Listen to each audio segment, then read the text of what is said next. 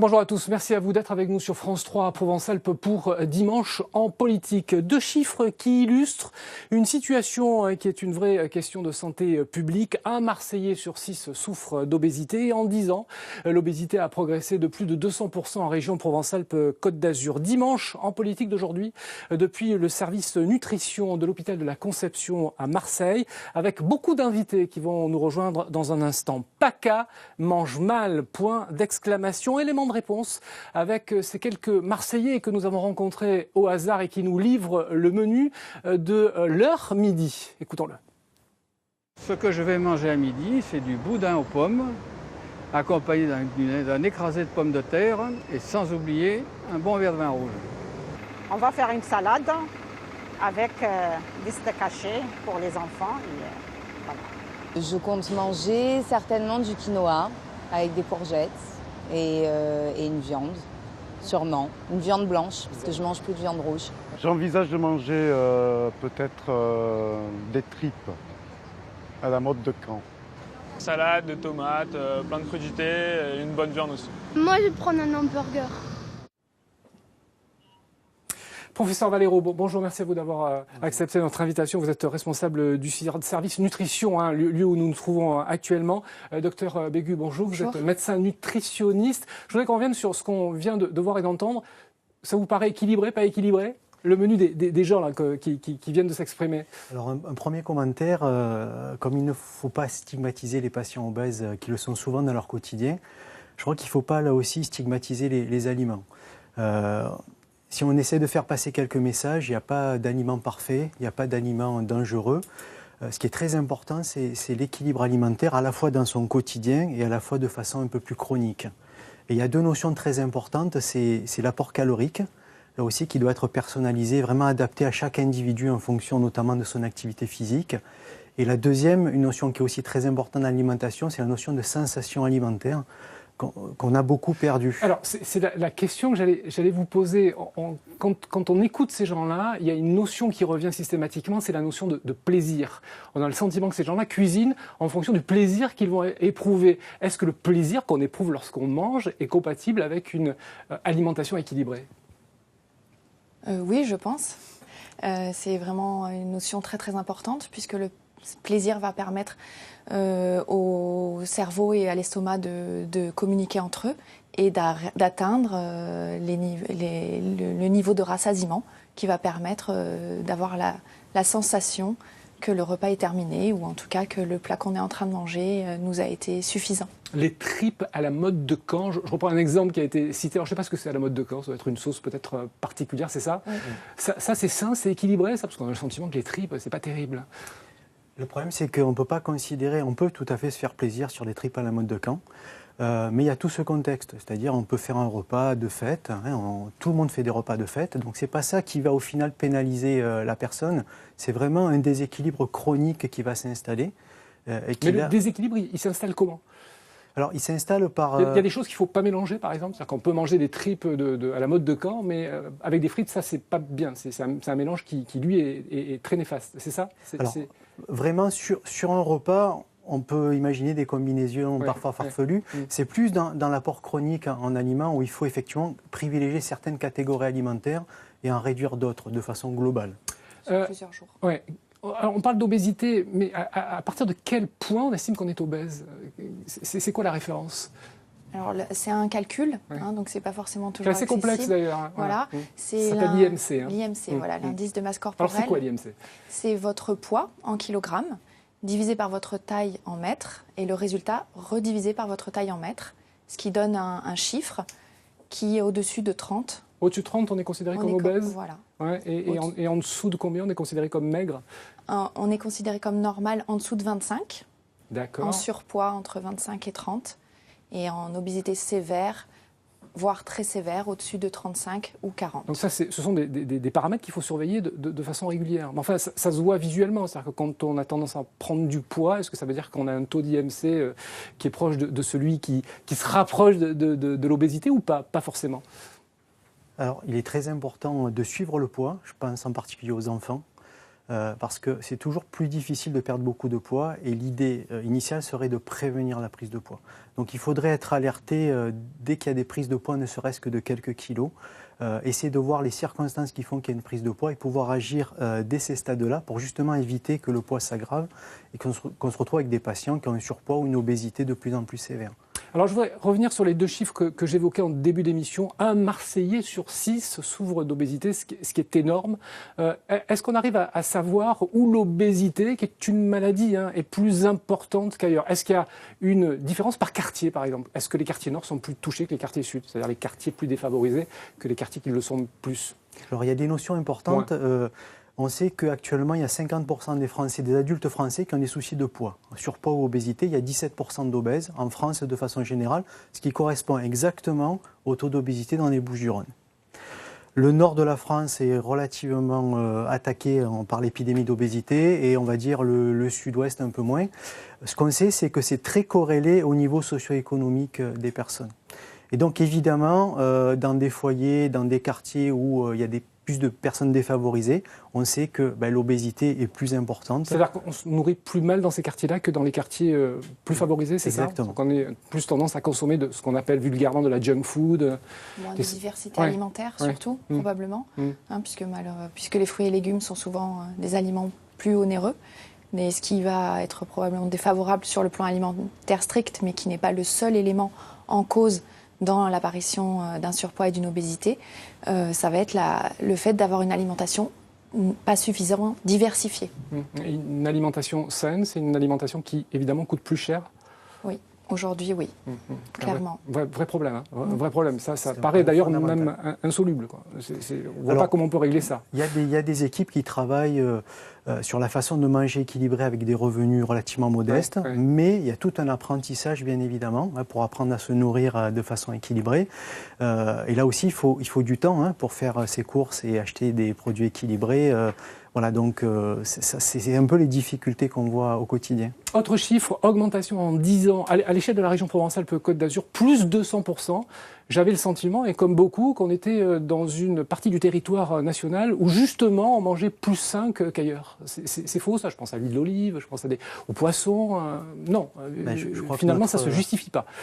Notre alimentation méditerranéenne classique a quand même assez déserté, y compris notre région. Donc on voit qu'on est de plus en plus dans une alimentation occidentalisée et donc classiquement le pourtour méditerranéen qui était protégé, on voit que dans les grandes villes dont Marseille, on est moins protégé par la nourriture de type occidental qui est très répandue. Merci à tous les deux d'être venus sur notre plateau. Il y a d'autres invités qui vont venir nous rejoindre pour continuer à évoquer cette thématique. Alors évidemment, tout le monde est concerné, et en particulier les jeunes qui sont très touchés par cette question. À Sannery-sur-Mer, il existe depuis déjà plusieurs années un centre médical qui accueille des collégiens qui sont en surpoids. Ils viennent de toute la France et ils sont scolarisés sur place pour une période plus ou moins longue. Regardez ce reportage de Nathalie Ramirez et de Sylvie Garat.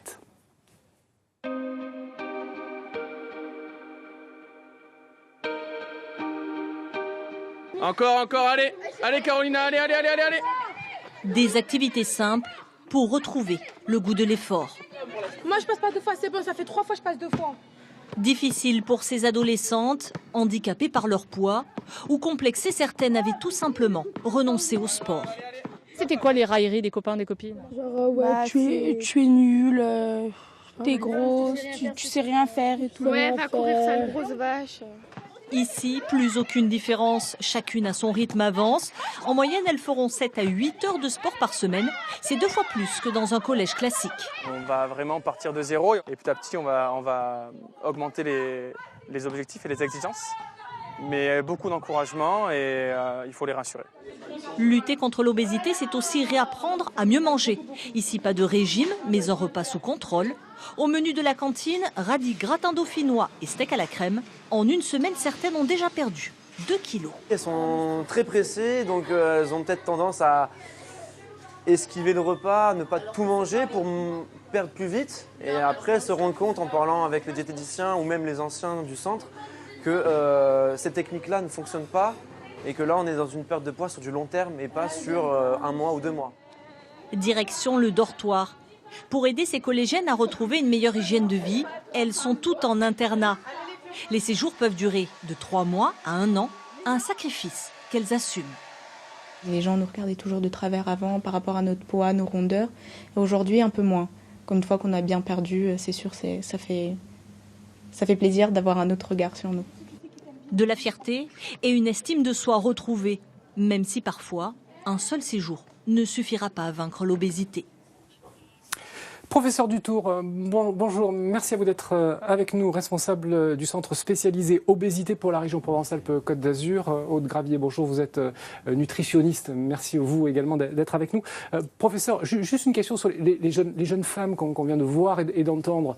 Est-ce qu'à votre avis, quand on est jeune, 15-16 ans, qu'on est adolescente, on n'est pas aussi victime d'une certaine forme de dictature de l'image? Elles sont charmantes, ces jeunes femmes. Oui, mais bon, l'obésité qui commence tôt, c'est très important de la prendre en charge. L'idéal, c'est vraiment, comme a dit le professeur Valero, c'est la prévention, c'est arriver à ne pas prendre du poids. Il faut vraiment axer tous les moyens sur la prévention pour ne pas être obligé d'aller dans ces centres. C'est très difficile pour ces... Et ça démarre dès l'école? C'est-à-dire qu'il faudrait mettre en place des cours d'alimentation pour expliquer aux gamins qu'il y a des choses qui sont bien et des choses qui le sont nettement moins. Alors c'est même plus que ça. Ça démarre dans la ville. Il faut avoir des pistes cyclables, il faut pouvoir marcher, l'alimentation c'est important, mais l'activité physique c'est très important et c'est vrai que il y a beaucoup d'écrans, il y a trop d'écrans maintenant, il y a la télé, il y a les jeux, ils sont sédentaires à l'école. Il faut aussi que l'activité physique à l'école ne soit pas réservée qu'aux sportifs, que tout le monde puisse être valorisé en bougeant, même si on a un surpoids. C'est toute une manière de réapprendre le monde, de sortir de ce... Est-ce qu'il y a une prise de conscience des pouvoirs publics par rapport à ce que vous venez de dire? Il y a une prise de conscience, peut-être en retard par rapport aux pays qui ont eu une obésité plus importante, comme en Angleterre, mais il y a quand même pas mal d'études qui ont montré que lorsqu'on crée des pistes cyclables, il y a moins d'obésité, quoi. Il y a une diminution de l'augmentation de l'obésité au moins, que lorsque les piscines sont ouvertes plus longtemps, lorsqu'il y a plus d'espace, quand on vit dans les quartiers défavorisés, on a souvent moins de parcs, on a souvent peur parce que c'est pas que l'alimentation, on a souvent peur lorsqu'on marche parce qu'on peut se faire agresser, etc. C'est plus les hommes, les femmes qui sont victimes d'obésité? Il y a plus d'obésité chez les femmes. Ça c'est pour des facteurs hormonaux connus, mais ça touche les deux sexes quand même. Et vraiment, voilà, je pense qu'aujourd'hui, ce qu'il faut développer, on n'est pas un bon pays pour la prévention, mais c'est ce qu'il faut développer. Alors, Aude Gravier, on a vu les jeunes là, qui étaient dans ce centre-là, les oiseaux à Sanary, manger. Moi, j'ai été surpris de voir la quantité de choses qu'ils mangeaient à midi. C'est-à-dire que, voilà, on peut manger en quantité sans risque de prendre du poids, parce que là on est pour en perdre. On peut manger en quantité par rapport à ceux dont ils ont besoin. C'est des enfants qui sont en pleine croissance, donc ils ont des besoins caloriques qui sont supérieurs à l'adulte, donc ils ont besoin de manger plus qu'un adulte. L'alimentation, c'est aussi un apprentissage? Oui, bien sûr, bien sûr, complètement. Il faut aussi connaître les produits. Alors on en a apporté quelques-uns. Il ne faut pas connaître les produits. Je crois qu'il ne faut pas non plus demander aux enfants de connaître absolument où on trouve des protéines. Les enfants, mais même ceux qui sont plus âgés. Ou les adultes, je crois qu'il ne faut pas, comme disait le professeur Valero, stigmatiser les aliments. Je pense qu'il faut se dire que tout est bon, qu'il n'y a rien qui est mauvais. Tout est bon. Non, parce qu'on se fait aussi, on a plein d'a priori. Si je prends ce pot de chocolat noisette, on ne citera pas la marque, mais je pense que tout le monde l'a reconnu. Ça, vous allez me dire que c'est bon, parce que ça, c'est du sucre beaucoup. Oui, mais si vous en prenez un petit peu, ça passe mal. Par contre, si je vous dis ça, c'est interdit pour vous, vous allez avoir qu'une envie, c'est aller en prendre. En disant, tiens, pourtant, c'est bon et c'est interdit. Donc, il faut bien se dire qu'il ne faut rien interdire. Il faut autoriser, il faut manger à sa faim, apprendre aux patients qui sont obèses, leur réapprendre à connaître leurs sensations alimentaires, à savoir comment je sais que j'ai faim, comment je sais que j'ai plus faim, comment je sais que je suis rassasié, à quel moment j'arrive à faire la différence entre la faim et l'envie. Ça, c'est important. Oui, mais entre ces fruits-là, qui sont très peu riches en calories, et ce paquet de chips, il y a quand même une grosse différence. Il peut y avoir une grosse différence. Mais si vous prenez une petite poignée de chips, il y aura autant de calories que dans une pomme. Bon, je pense que vous allez faire plaisir à beaucoup de gens. Si maintenant vous prenez une pomme et que vous n'avez pas faim, cette pomme-là, elle va vous faire grossir à calories égales avec la même quantité de chips. Pareil pour le pain. Pareil pour le pain. Si vous mangez si vous mangez du pain quand vous n'avez pas faim, ce pain-là vous fera grossir. Si vous prenez un aliment quand vous avez faim, la faim protège du poids. Ça, c'est important de comprendre que si je mange avec faim, je ne prendrai pas de poids. C'est pour ça que je pense que vous, surtout des gens qui n'ont pas de problème de poids, mangent de tout, ne s'interdisent rien. Par contre, on sait très bien qu'effectivement, si je me mets à manger un pot de Nutella entier par jour, oui, je vais prendre du poids parce qu'il y aura beaucoup de calories dont je n'ai pas besoin parce que je ne fais pas autant de sport pour pouvoir l'éliminer. Docteur Dutour, professeur, je reviens sur la dictature de l'image. On nous vend à longueur d'écran, là, pour revenir à ce que vous évoquiez tout à l'heure, des régimes. Voilà. Alors, ça veut dire quoi? Ça veut dire que les régimes qu'on nous vend, il ne faut pas les suivre, quoi. Ça ne sert à rien, quoi. Enfin, en tout cas, ce n'est pas d'une efficacité reconnue. De toute façon, les régimes, c'est perdre du poids dans un moment donné. Et ce qu'il faut, c'est changer son rapport à l'alimentation. C'est-à-dire, comme on l'a dit tout à l'heure, prendre du plaisir à manger. Il faut aussi que les enfants, les 1000 premiers jours, c'est quelque chose de très important où il faut habituer le goût. Le rôle des parents. Le rôle des parents, mais le rôle peut-être de tous. Il faut redécouvrir les légumes, par exemple. Il y a des gens qui n'ont jamais mangé de légumes. On se retrouve avec des adolescents qui n'ont jamais mangé un légume et à 18 ans, aimer quelque chose qu'on n'a jamais goûté. Voilà. Il y a une phase où on doit apprendre le goût et on doit arriver à diversifier l'alimentation. Alors ici, on est je ne l'ai pas précisé, mais ici, on est dans une cuisine de l'hôpital où on réapprend justement la façon de mieux s'alimenter lorsqu'on a été opéré. On va évoquer la question des opérations dans un instant. Mais juste cette dernière question, professeur, pour être opéré, parce qu'on sait qu'il y a une liste d'attente qui est extrêmement longue ici à l'hôpital de la Conception, c'est entre 3 et 1 an, la liste d'attente, les délais d'attente. Quels sont les cas prioritaires? Comment est-ce que vous effectuez une hiérarchie sur les patients qu'il faut opérer en priorité? Alors, déjà, c'est pas qu'une liste d'attente. C'est que pour être opéré, d'abord, il faut être sûr qu'on a besoin d'être opéré. Donc, pour être opéré dans des bonnes conditions, il faut être pris en charge par une équipe pluridisciplinaire avec diététicienne, psychologue, médecin nutritionniste, chirurgien, art thérapeute. C'est vraiment un groupe et c'est comme ça qu'on a créé des centres spécialisés en obésité où il y a toute l'éducateur sportif quand on peut, le kiné. Et donc, cette équipe pluridisciplinaire vous amène à vous préparer à l'intervention ou à arriver à maigrir sans intervention. Et donc, dans les recommandations qu'on avait mis en place en 2009, on dit qu'il faut qu'il y ait un suivi structuré ou d'1 an avant la consultation ou au moins de 6 mois. Et donc, cette liste, les gens se confondent un peu liste d'attente et... L'opération, on va y venir dans un instant avec le docteur Berthet, qui est chirurgien, spécialiste de l'obésité. Merci à toutes les deux. Alors, nous sommes allés encore une fois dans la rue et nous avons posé la question aux gens que nous avons rencontrés. Justement de savoir s'ils estimaient qu'ils avaient une alimentation équilibrée. Ce sont nos paroles de citoyens. Écoutons-les, ces paroles.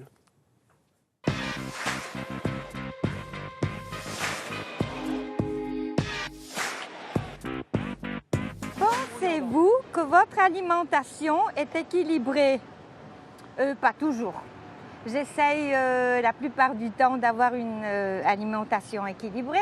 Mais parfois, on se lâche un petit peu, on fait des écarts. Voilà, et après, on récompense le jour suivant. Vu que j'ai dû retirer certaines choses de mon alimentation, comme notamment la viande rouge, il y a certains légumes aussi que je ne peux plus manger. Peut-être que je suis en carence de certaines choses aussi. Mais elle est équilibrée, oui. Équilibrée, elle est saine en tout cas. Et je mange bio. Non, pas avec les frites, avec le riz à la limite, oui. Avec les haricots verts, oui, mais avec les frites, non, c'est pas équilibré. Pensez-vous que votre alimentation est équilibrée? Alors je pense que oui et non, parce qu'avec l'école, c'est un peu dur quand même de manger équilibré. En général, quand on a du temps pour manger, on va souvent dans les fast-food, différents fast-food. Du coup, on essaie quand même, à la cantine, ils proposent des bons plats équilibrés, donc ça va. Je pense que j'arrive quand même à maintenir une alimentation équilibrée. Les fast-food, j'aime bien, mais pas trop souvent, parce qu'après... Tu sens que ça... Ouais, voilà, c'est ça. Ouais, je sens que ça commence. Voilà. Mais sinon, oui, de temps en temps, c'est bien. De temps en temps, ouais. Non, je pense pas que je réunisse tous les critères nécessaires en vitamines, en protéines, en glucides, en lipides. Donc, fatalement, c'est pas très, très équilibré, non, je pense pas. Étant ancien cuisinier, je sais ce que je mange n'est pas équilibré. Moyennement, on va dire. Moyennement. Pourquoi? Parce que on travaille beaucoup et que parfois on n'a pas forcément le temps de cuisiner et de faire les choses correctement.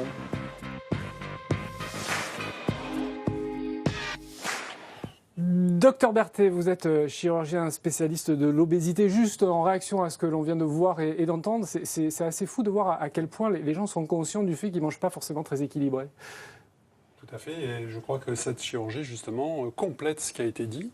Et le fait de leur réduire le volume de l'estomac va faire qu'ils vont plus modifier leur mode alimentaire, en effet. Alors, à côté de vous, quand on vous voit tous les deux, Marie-Françoise et Guillaume, on a du mal à imaginer qu'il y a encore quelque temps, vous étiez obèse. On peut employer le terme, hein, c'est le terme approprié. Il n'y a rien de péjoratif là-dedans. On va voir des photos de votre avant, si je puis dire.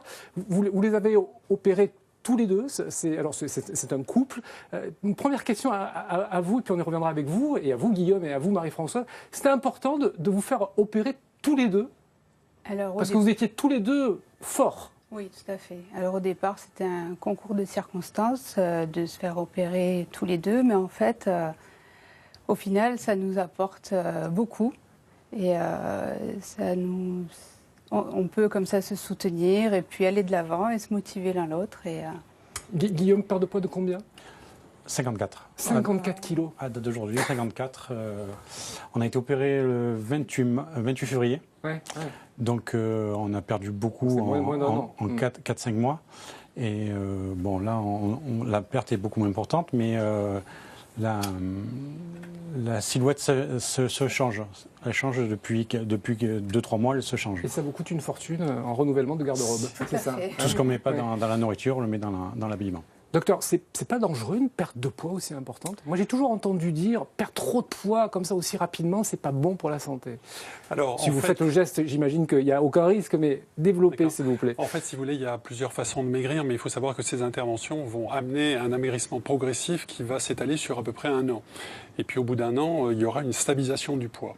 Alors il est vrai que certains patients maigrissent plus rapidement que d'autres, mais on ne peut pas généraliser. Le tout, c'est qu'ils soient bien accompagnés, suivis, au point de vue carentiel, comme l'a dit le professeur Dutour, et également au point de vue diététique et alimentaire, comme l'a dit Aude Gravier, par exemple.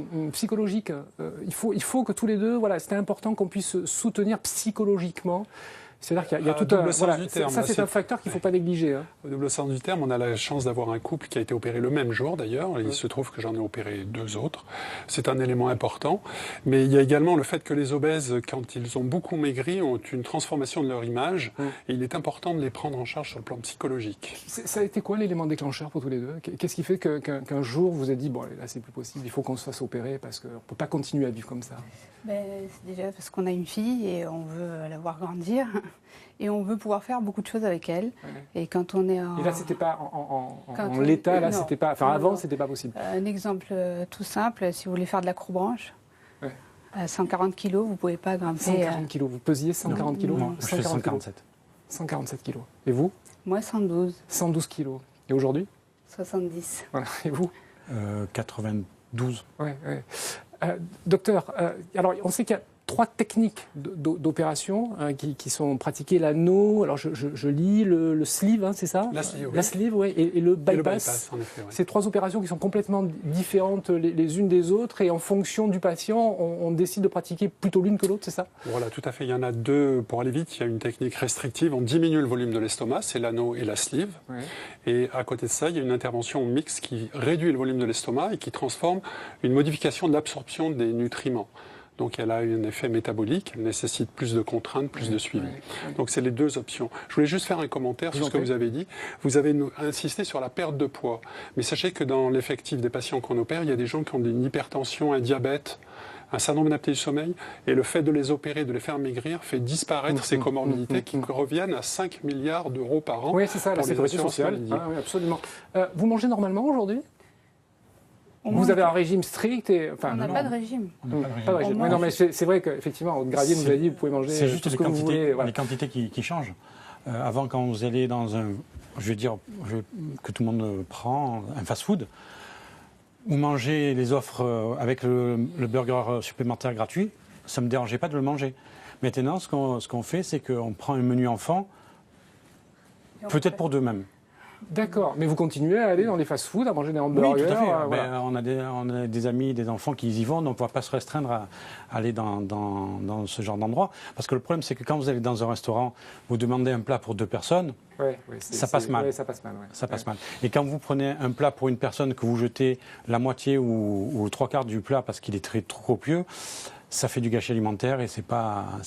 Donc on se prive pas d'aller au restaurant ou de sortir, mais voilà, donc on s'adapte. Docteur, quand on perd 50 kilos, voire plus, le corps n'est évidemment plus le même.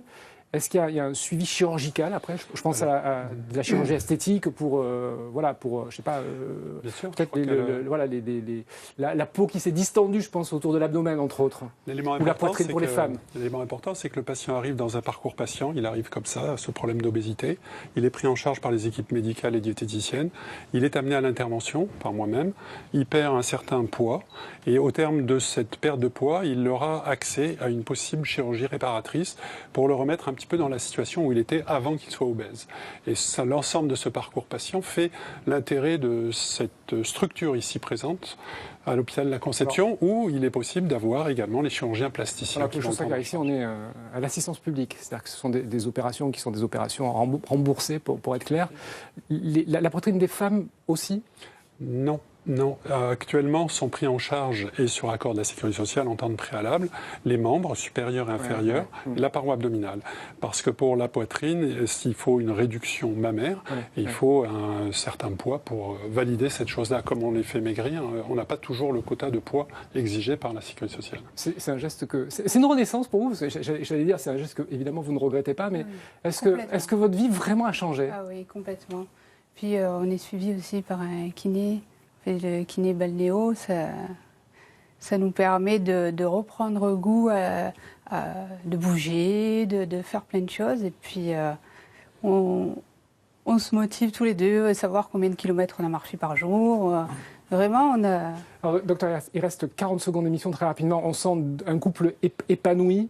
C'est tout le temps le cas, parce qu'il va y avoir du monde. Je parlais d'une attente de 3 à 12 mois, mais... Ce n'est pas toujours le cas, je vous rassure, mais vous avez noté que la notion d'activité sportive est capitale pour avoir un bon résultat. Souvent, c'est ce qui manque dans les mauvais résultats, malheureusement. Et donc ici, nous insistons sur l'activité physique. Tout type d'activité physique, ça peut être pas forcément de se mettre au running comme un fou, mais juste marcher, faire un peu de vélo, marcher, faire bouger son corps.